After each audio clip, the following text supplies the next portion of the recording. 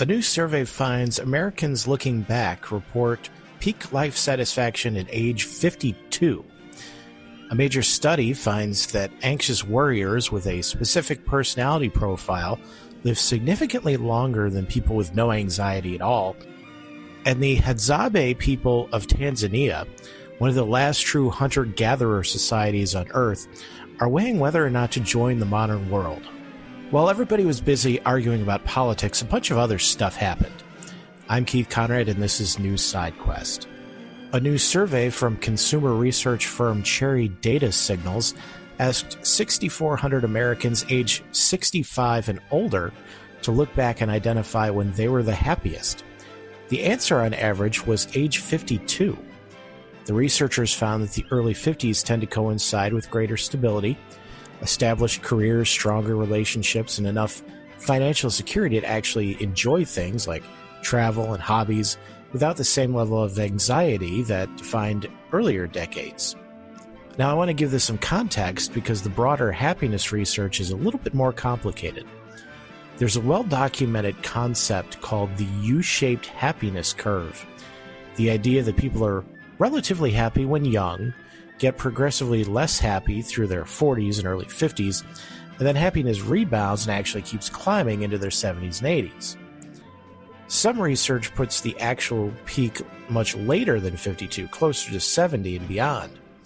This survey is asking people to look back and identify their happiest point, which is a slightly different question than measuring happiness in real time. And memory tends to gild things just a little bit. And here's what I think is actually true in both findings. Something shifts in your 50s. The survey found that 75% of respondents said they'd choose love over wealth. Friendships and personal relationships were the top source of happiness, 34%. Ahead of health, romantic partners, and career. The things that dominate your 30s and 40s, the climb, the comparison, the proving yourself, tend to quiet down. What's left is what actually matters. The early 50s makes sense. You're established enough to do what you want. Kids are launched or nearly there, and you're not worrying about mobility quite yet in life. That lines up with what the data shows. The role overload that characterizes your 30s and 40s, all the jobs you take on to actually build a life, it starts to weigh on you. I'm feeling pretty good about my 40s at this point. What age has actually been the best so far for you? What made it that way? And if you're on the other side of 52 looking back, does 52 ring true?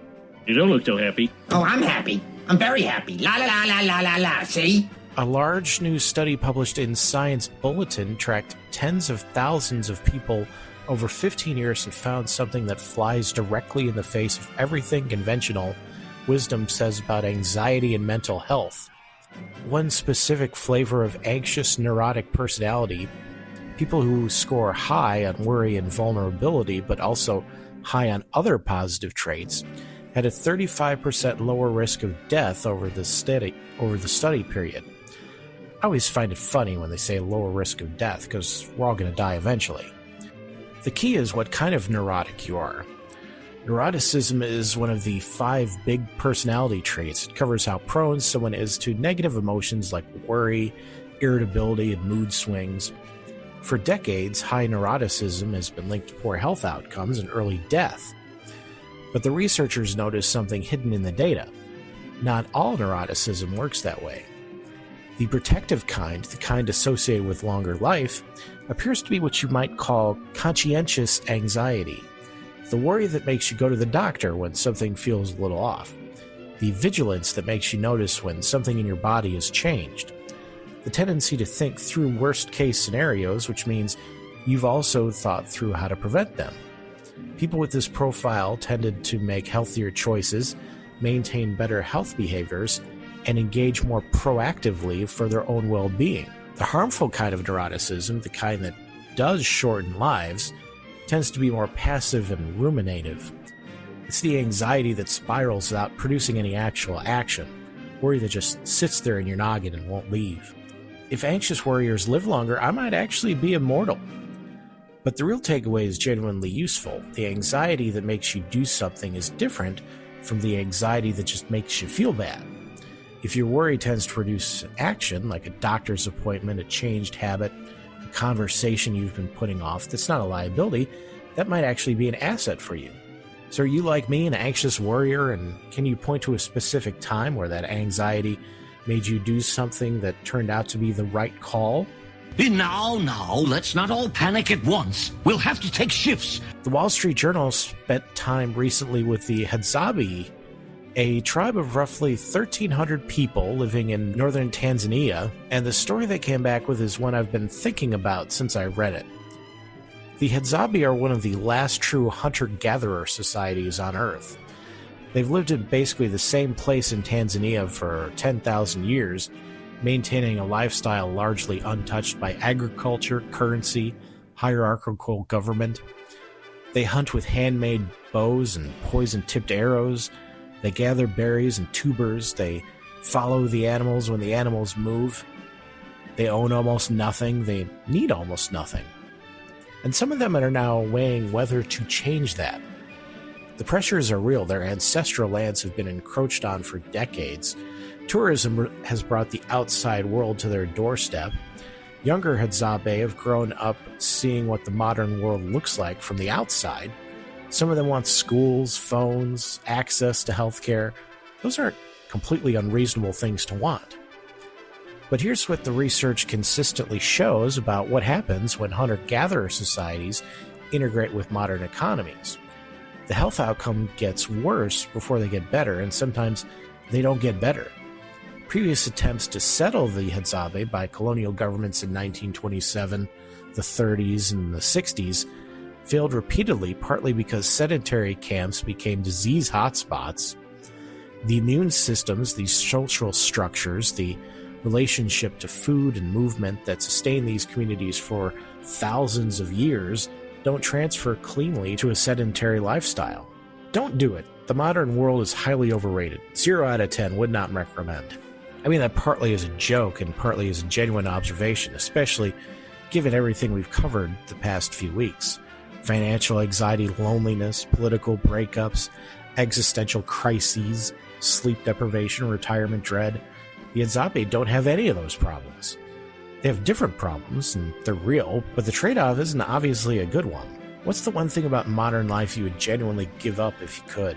The thing that makes you think occasionally that the Hadzabe might be onto something, or at least maybe thinking about moving to a cabin in the woods and writing manifestos. No phone, no light, no motor cars, not a single luxury. Like Robinson Crusoe, it's primitive as can be. The Side Quests Titanic series is running right now, and we're deep into it.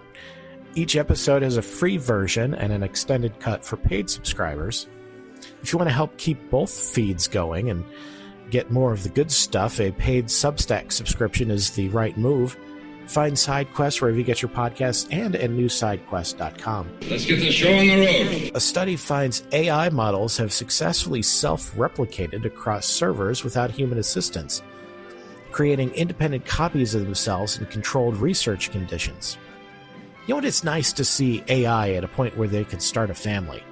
I hope they're ready for the responsibility. The researchers who ran the study are presumably less charmed by this development than I am. Affirmative. Bigfoot sightings in Ohio are surging following a cluster of reported encounters and discovered tracks in March, prompting renewed interest from both researchers and enthusiasts. Look, everybody's out enjoying the lovely spring weather, both humans and Bigfoot.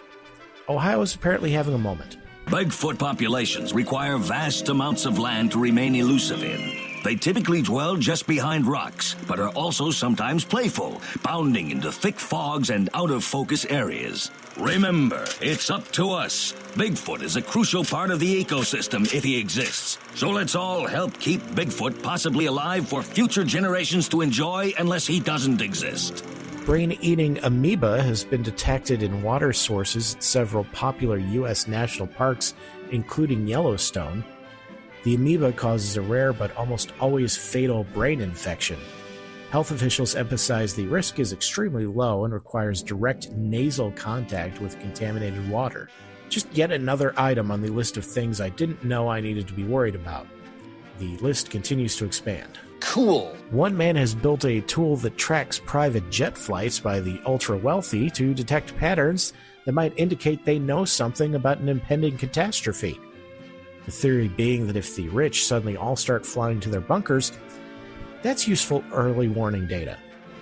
Not only will you know the world is ending, you'll know exactly where all the rich people will be riding it out. The site is apparently quite popular. According to my source, the end of the world will be on February 14th in the year 2016. Valentine's Day.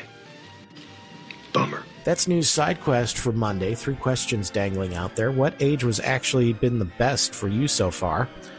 Whether you're an anxious worrier in a time when your anxiety made the right call. And the one thing about modern life you'd give up if you could. Shoot me an email at newsidequest@gmail.com or the Substack comments. See you tomorrow.